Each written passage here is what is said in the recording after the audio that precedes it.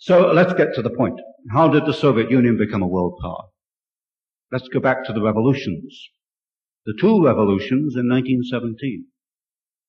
The first revolution in March of 1917 overthrew the Tsar and replaced the Tsar with what would well have been a constitutional government.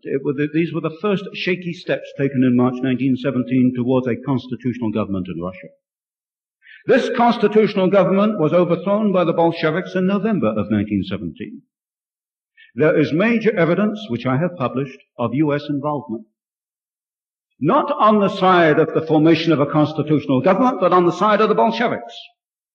Not the March Revolution, but the November Revolution. Now, I've not got the whole story. I published what I have been able to unearth, and these are roughly the key points. In March 1917, at the time of the First Revolution, Lenin was in Switzerland and Trotsky was in New York. They were the two major operators in the Bolshevik Revolution. Lenin returned to Russia with the aid of the German High Command. I reasonably suspect that the Kaiser did not know. The highest German official who knew about this was Chancellor Bethmann Hollweg from the, well known perhaps in Germany, the Bethmann Hollweg banking family. Trotsky was in New York, a penniless immigrant apparently. He acquired $10,000 in gold. He acquired an American passport. He was put on a boat for Russia. The Canadian authorities pulled the boat into Halifax, Nova Scotia. They took off Trotsky and his party, locked them up as prisoners of war.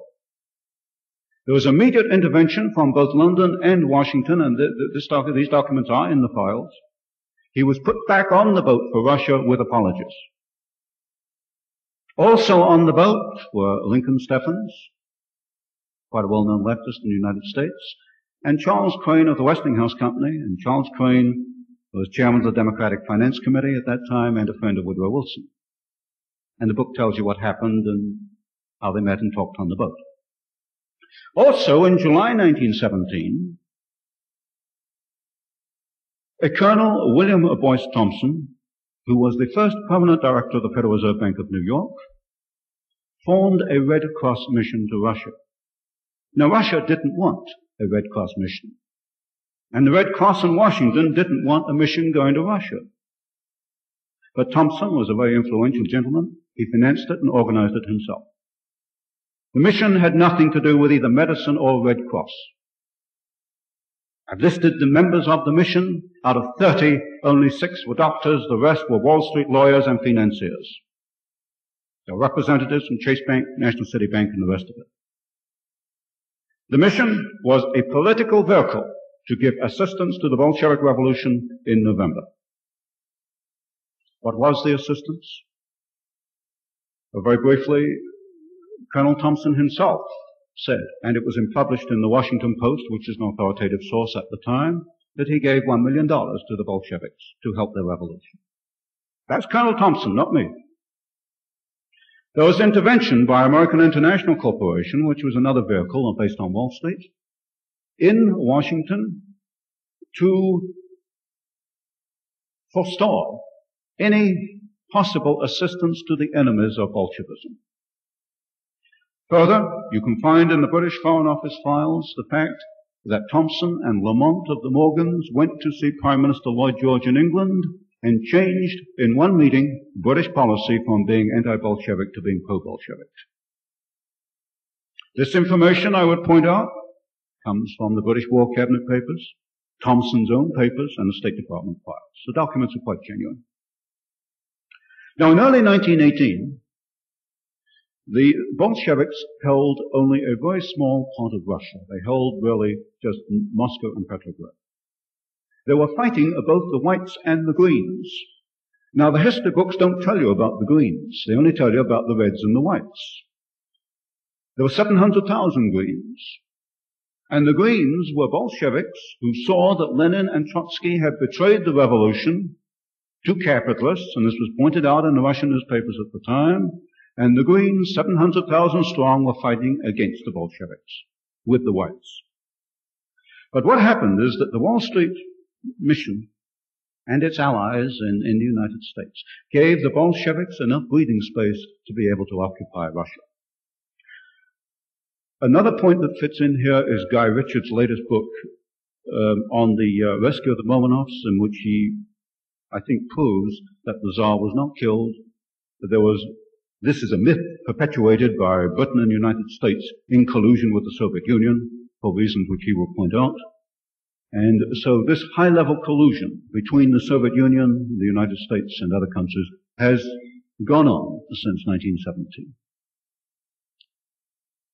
Now, also according to the history books, at the time of the revolution and civil war in Russia, Russian industry was in ruins.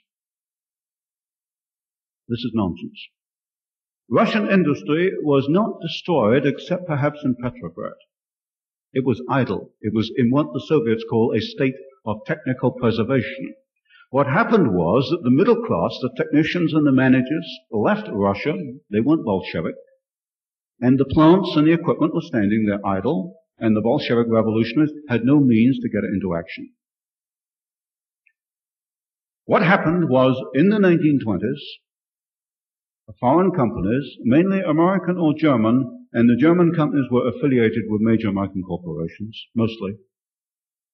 These companies went into Russia, and they gave technical assistance, or they took foreign concessions, some 300 or 400 of them, and this got the Soviet Union off in economic development. This, of course, I've covered in the very first book I put out back in 1968. The period from 1917 to 1930, how very prominent firms like Westinghouse, General Electric, Ford Motor Company, Standard Oil, these firms, through concessions and technical assistance agreements, enabled the idle Russian industry to get restarted under the Soviets. There are two names which should not be forgotten from the 1920s. Avro Harriman, who was operating the Georgian manganese concession, and Armand Hammer, whose father, of course, Julius Hammer, was executive secretary of the Communist Party USA. That is something the Los Angeles Times never prints, but it's quite verifiable. So the Soviet Union, in that first decade, was enabled to survive and recuperate with the assistance of German and American firms. I would point out, to keep the text straight, that the State Department was not at fault, as I see it. It's quite clear from the files, as I have read them, that State Department officials could look ahead. They saw the possibility of war like Korea and Vietnam, where the Soviets would supply the other side. They looked ahead and they say, no, stay out of the Soviet Union, let it find its own feet, and we should not help to build it up. By 1928, the Soviet Union, with Western assistance, had restored a 1913 output. And the Soviet planners began to think about the 5-year plans. Maybe a few of you will remember that back in 1930 in the United States, there was a great publicity about the great experiment in the Soviet Union, pulling up by the bootstraps, a model for Roosevelt's New Deal to copy.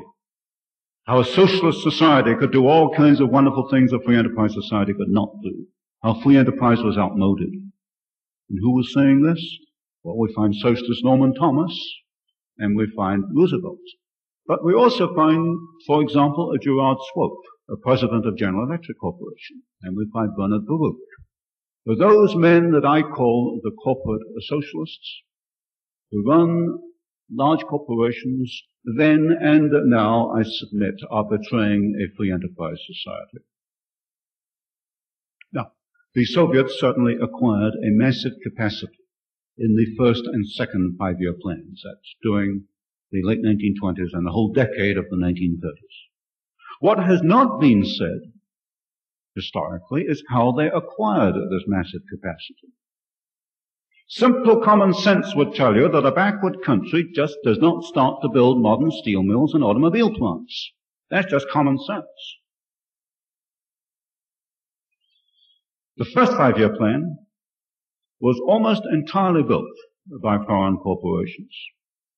General Electric, Ford, DuPont, Koppers, Badger, Foster Wheeler, Universal Oil, Douglas Aircraft, Radio Corporation of America, Pratt & Whitney, Hercules Powder, United Engineering, McClintock and Marshall, McDonald Engineering, McKee Corporation, you name it. Amongst the large U.S. construction corporations, they were there in Russia between 1928 and the beginning of 1933. The plants they built in the first 5-year plan were far larger in capacity and far more technically advanced than they were building elsewhere in the world. And the second 5-year plan in Russia, although this does not come out, of course, in the official documents, was really bringing into production the tremendous